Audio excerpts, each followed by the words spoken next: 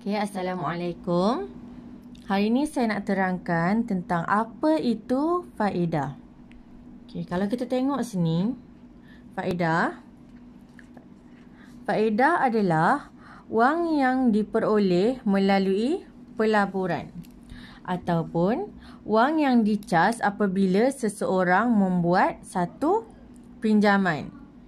Okay, kalau kita tengok dalam faedah ada dua formula yang diberi. Yang pertama adalah I sama dengan PRT dan kedua adalah S sama dengan P tambah dengan I. Apa itu I sama dengan PRT? I ni sebenarnya adalah jumlah faedah. P adalah pendahuluan ataupun prinsipal. R adalah kadar faedah. T adalah tempoh mesti dalam tahun. Kadar faedah ni pula selalu soalan dibagi dalam persen. 1%. So 1/100 sama dengan 0.01. Macam mana awak nak ingat formula I sama dengan RT? I ni faedah. Faedah kalau dalam kehidupan kita kebanyakan yang guna kita sebut bunga lah. Okay, bunga ni kalau dalam kehidupan kita orang sebut charity lah kan, ahlong lah. So ahlong P ni paling rasa takut. So charity ni bunga paling rasa takut kalau awak nak senang ingat. So paling adalah pendahuluan, R adalah kadar faedah, T ni adalah tempo. So awak kena ingat, takut faedah charity. So charity ni paling rasa takut. Okey, senang ingat. So ada lagi satu formula, S sama dengan P tambah dengan I. S ni adalah jumlah bayaran, P ni prinsipal atau pendahuluan, tambah dengan I adalah jumlah faedah. So awak nak tahu kiraan dia, I ni tadi adalah paling rasa takut kan? So PRT.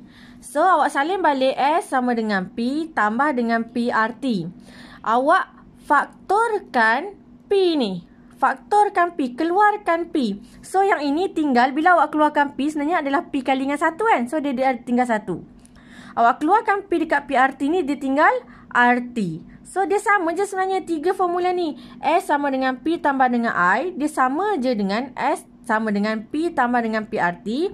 Dan sama juga dengan S sama dengan P dalam buka kurungan 1 tambah dengan RT tutup kurungan. Selalunya yang digunakan ini. Dia sama je bentuk dia. Tapi jawapan dia nak senang kira adalah yang ini. Boleh faham ya?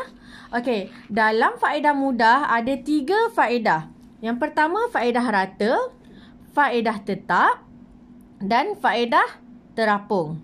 Okey, sebelum saya terlupa, ada lagi satu formula yang dia tak cakap, iaitu ansuran, bayaran ansuran.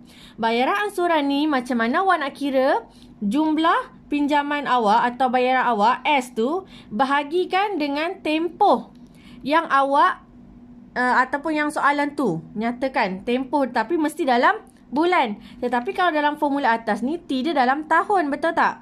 Tapi untuk ansuran kena tulis ataupun kira dalam bulan.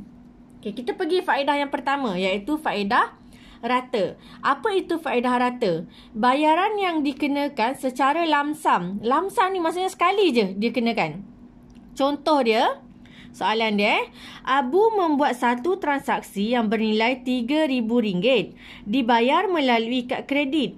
Abu telah meminta bank untuk tukarkan transaksi kepada ansuran 6 bulan. Bank telah meluluskan permohonan Abu dengan syarat faedah rata sebanyak 3%. Berapakah jumlah yang perlu dibayar balik oleh Abu?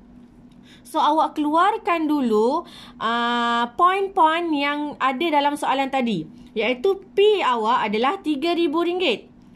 R awak 3%, awak tukar kepada perpuluhan, iaitu 0.03.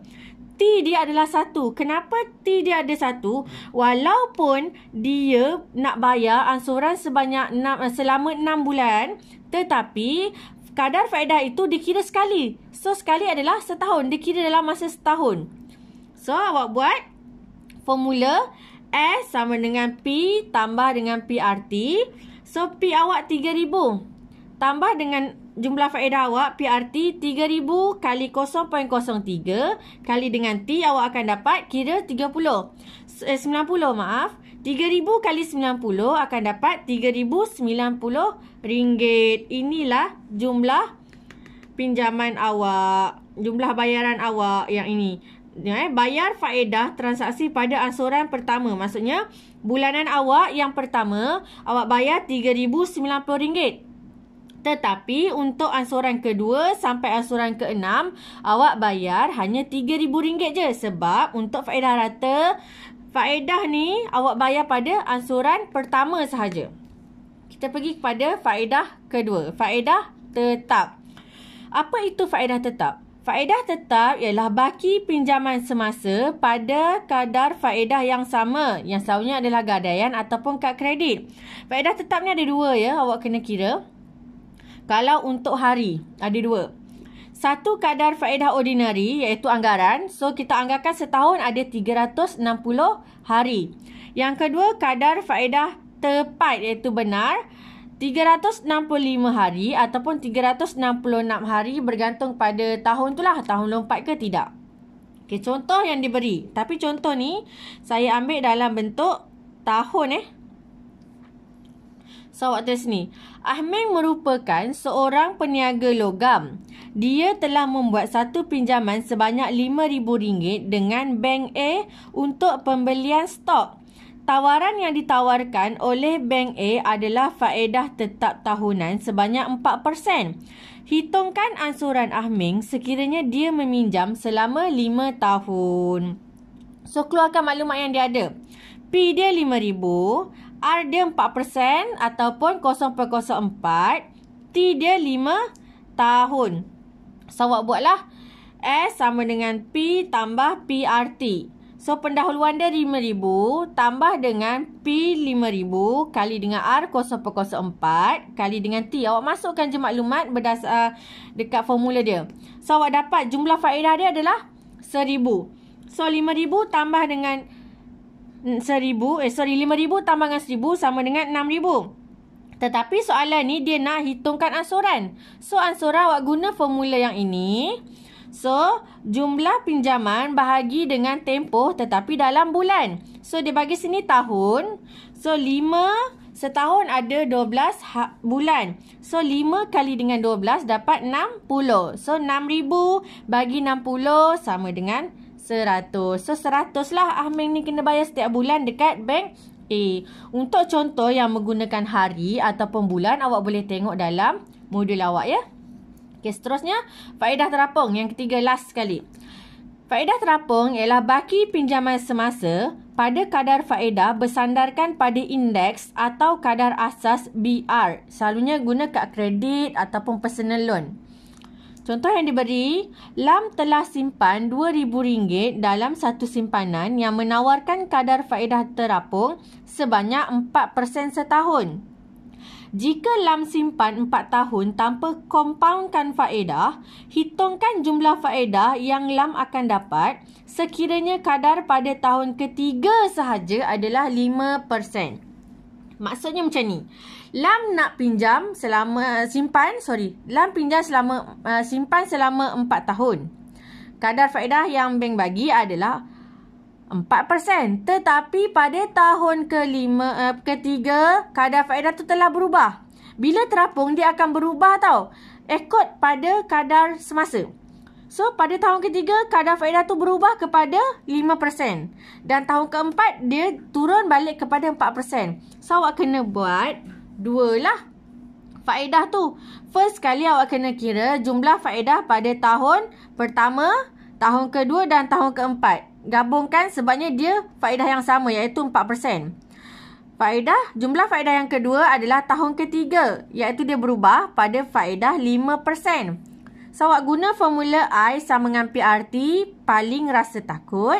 So, P awak yang pertama untuk tahun 1, 2 dan 4, 2,000. R awak adalah 0.04 dan T awak lah 3 tahun. Kenapa saya tulis 3? Sebab tahun pertama, tahun kedua dan tahun keempat. Okey, untuk jumlah faedah yang kedua, buat tahun yang ketiga, 2,000 ada 0.05. T dia adalah 1. 1 sebab tahun ketiga sahaja awak kira untuk 5%. So, awak buat, awak kira dapat 240. Tambah dengan 100, awak akan dapat RM340. Inilah jumlah faedah yang Ilham akan dapat sekiranya dia buat simpanan selama 4 tahun. Okey, boleh ya? Okey, terima kasih. Assalamualaikum.